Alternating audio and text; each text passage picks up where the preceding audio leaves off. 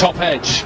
And this দর্শক Lankan T twenty লিগে girls মার্বেলের বিপক্ষে কি খেলাটা না দেখালো সাব্বির রহমান।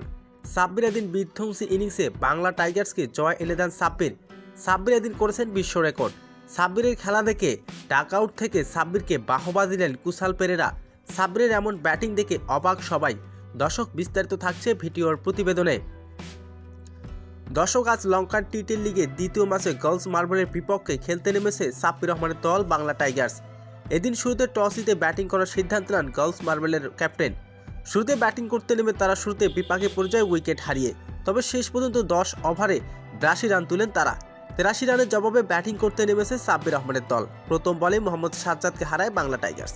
এরপর কুশাল পেরেরা এবং দাসুম সানাকা মিলে দুর্দান্ত এক ইনিংস খেলেন। কুশাল পেরেরা আউট হওয়ার পর ব্যাটিংয়ে আসেন সাব্বির রহমান। সাব্বির মাঠে নেমে শুরু করে দেন ব্যাটিং তাণ্ডব। এদিন মাত্র 5 বলে 11 রানে দুর্দান্ত এক ইনিংস খেলে জয় এনে দেন সাব্বির রহমান। সাব্বির রহমান এদিন 2টি বাউন্ডারি ছিল। সাব্বির রহমানের এমন দুর্দান্ত ব্যাটিং দেখে ডাক আউট থেকে বাহুবা দিলেন কুশাল পেরেরা। তো দর্শক, সাব্বির রহমানের দুর্দান্ত ব্যাটিং আপনার কেমন লেগেছে জানিয়ে দিন আপনার মূল্যবান মতামতটি।